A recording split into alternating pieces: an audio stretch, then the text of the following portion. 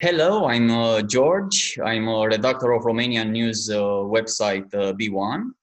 I'm interested in the debates about the implementation of 5G networks in Romania.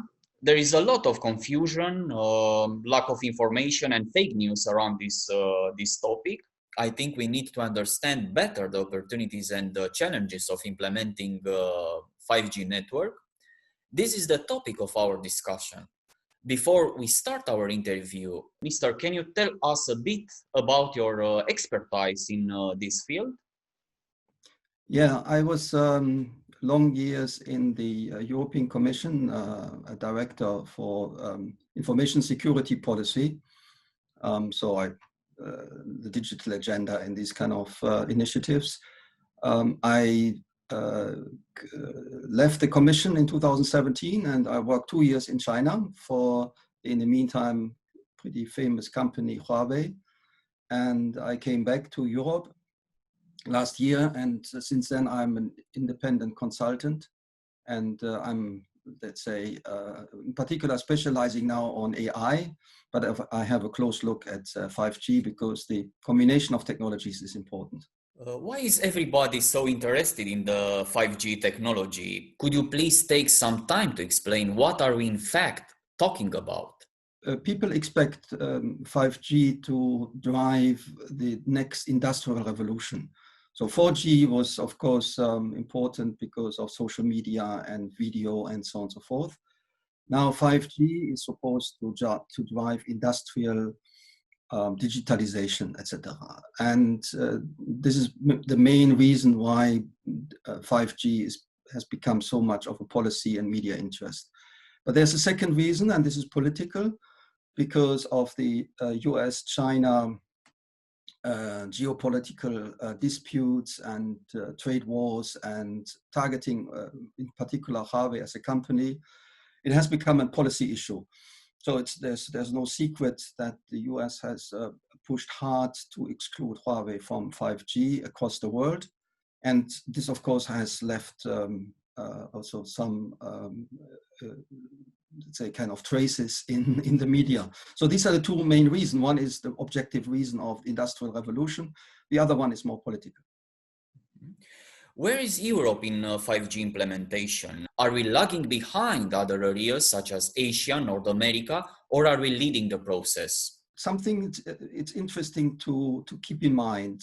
In 2016, the EU started with the ambition to become a leader in 5G, so the so-called 5G strategy, if you like. And the reality is that EU is lagging behind. And this is partly due to the, let's say, missing spectrum, and 2/3 of the EU countries have allocated to some extent a 5G spectrum.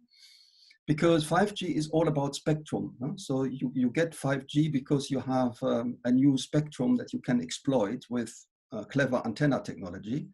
If you don't have the spectrum, you don't have really 5G. And so this spectrum allocation has been, let's say, lagging behind. That's the first thing. The second thing is that the kind of business incentives to really upgrade or to deploy 5G is in Europe, because of the fragmentation of the markets, not as high as in other parts of the world.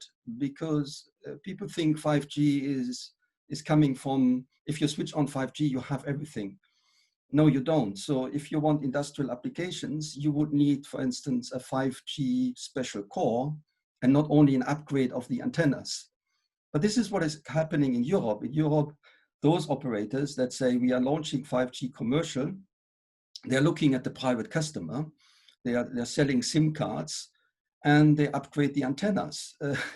In Asia, the situation is different. First of all, you have in Korea is the world leader in relative terms. They will have covered almost all population in Korea.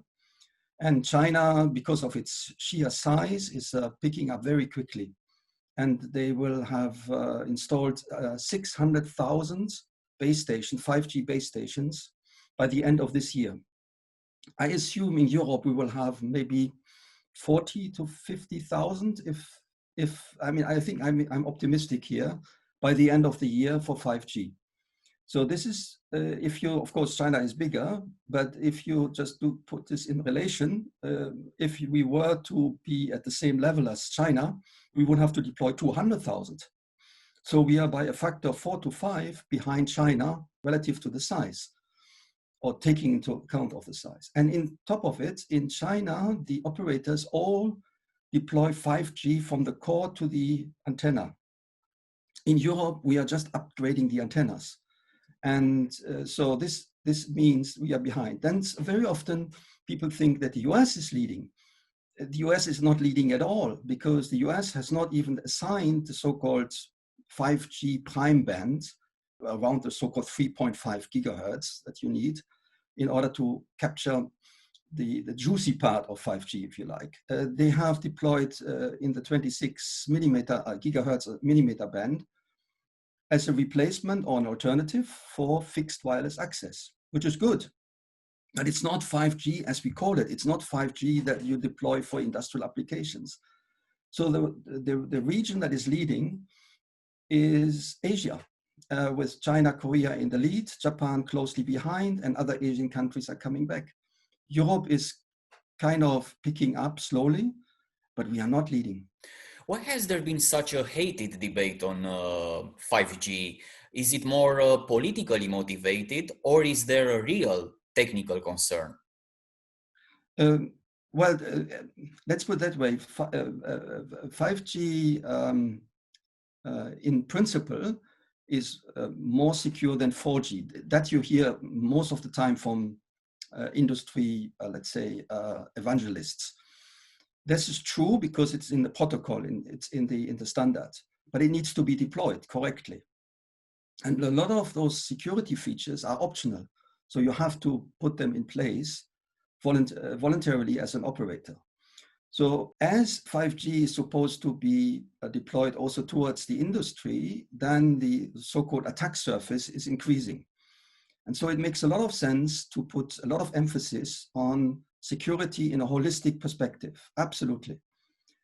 So security in 5G should be taken more seriously, if it can be taken more seriously than in 4G, let's put it that way, because of the attack surface in industry. However, the kind of debate that we are currently having is, of course, politically motivated. And it's a little bit like fighting Corona. When you politicize health policy, you're going in all kinds of directions. So it's much better to keep it at technical level than to get too much political insight. But it's definitely today, to a large extent, politicized because of the geopolitical situation. Is the 5G toolbox providing the right guidance for EU member states in order to ensure a minimal common approach across Europe? Yeah, the 5G security toolbox is definitely a good step, and it provides a kind of framework. And in particular, it's not only the Commission who issued it, it has been developed together with the member states. So the toolbox in particular is helpful in the kind of political process. So it structures the debate. It makes certain things, how to look at it, clearer. So therefore, it ensures a certain kind of minimum political approach. The security toolbox also has a chapter or part of it, a kind of checkbox. What kind of security issues you should look at.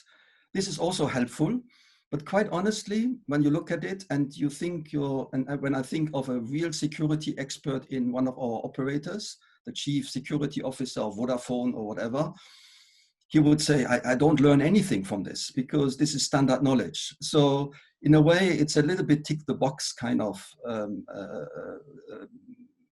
lists that you have.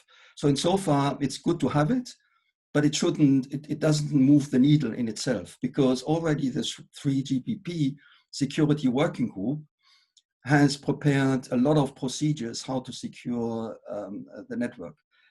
When I looked at the security book, quite interestingly, I couldn't find an approach which looks at the kind of threat scenarios in a kind of holistic way. For instance, the security, 5G security allows for end-to-end encryption.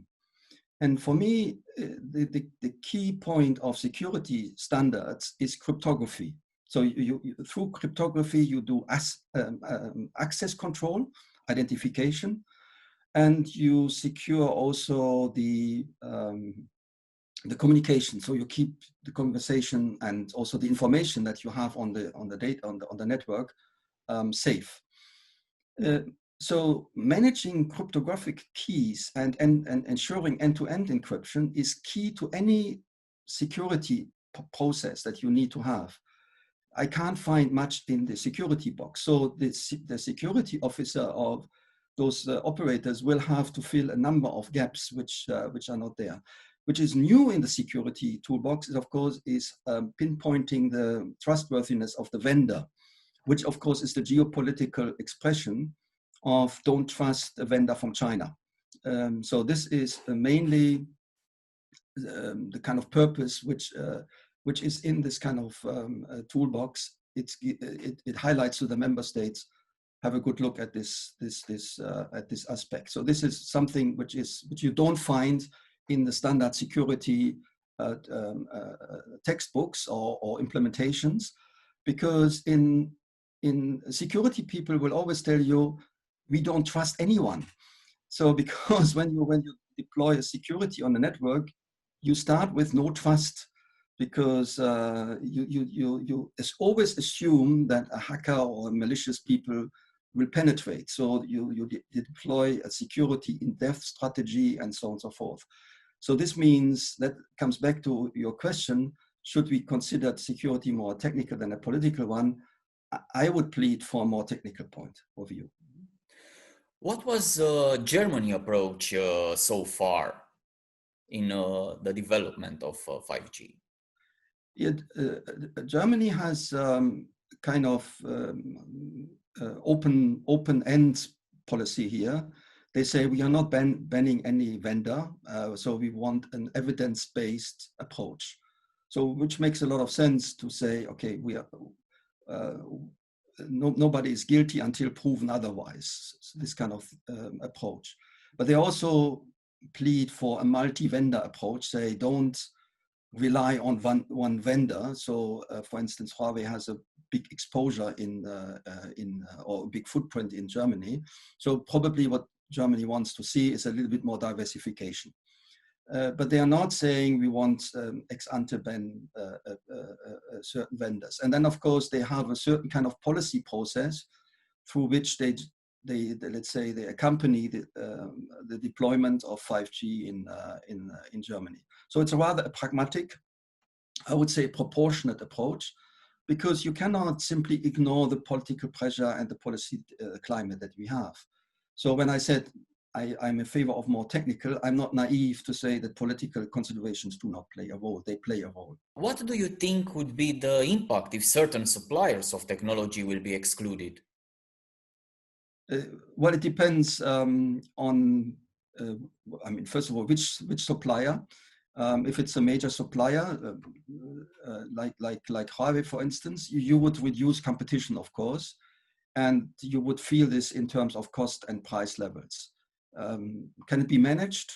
It will be a challenge, but you can manage everything in life if you like. No? But the question is this response exclusion is disproportionate? And I think this proportionate principle should be applied much more. I'm missing this argument in the public debate, because if you can, as I said, you don't trust anyone in security anyway. So to highlight, to classify vendors, trustworthy and not trustworthy vendors, is a bipolar kind of structure, which security people would never do. So because you may exclude vendors because they have a very, very poor record. So you have statistics, for instance, where a vendor has a lot of vulnerabilities in its products.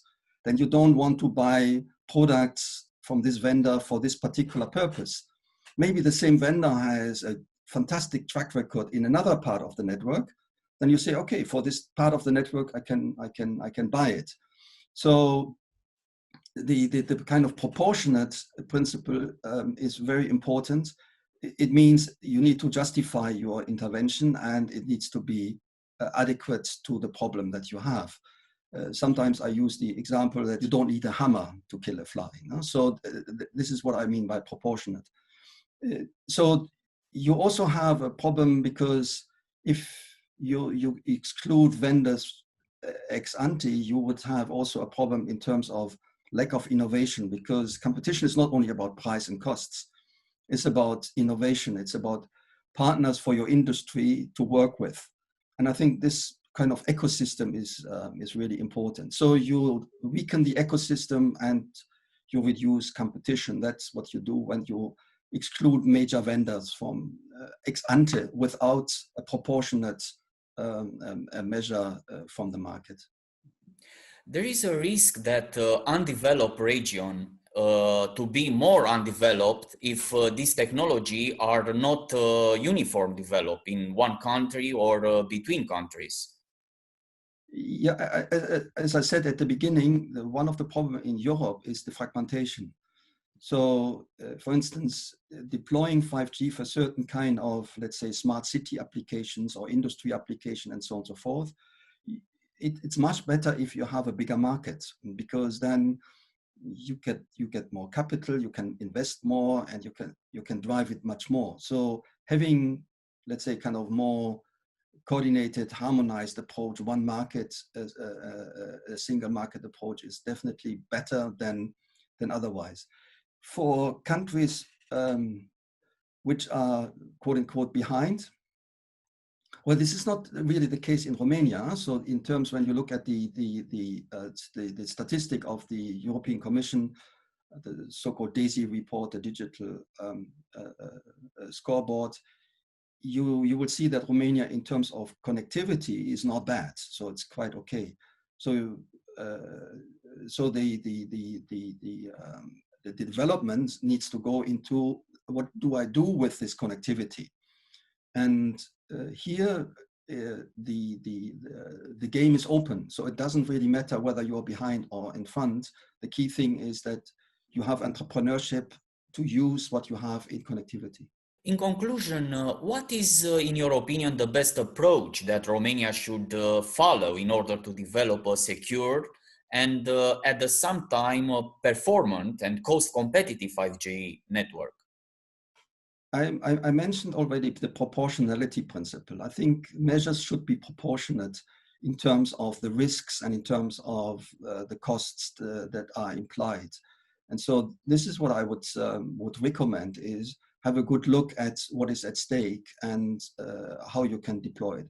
Secondly, I would really say security should be driven by the technical standards and what is has been developed by the 3GPP standardization body. They have plenty of security protocols and standards. You have to deploy them.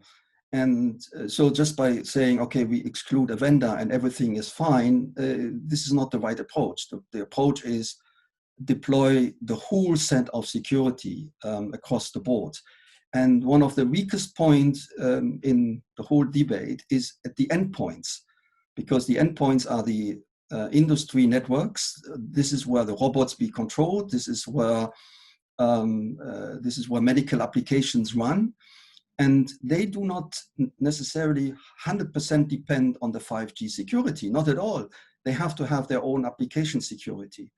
And this is completely missed in the whole debate so far. And I think Romania needs to put a lot of emphasis on how to secure the endpoints, the end applications.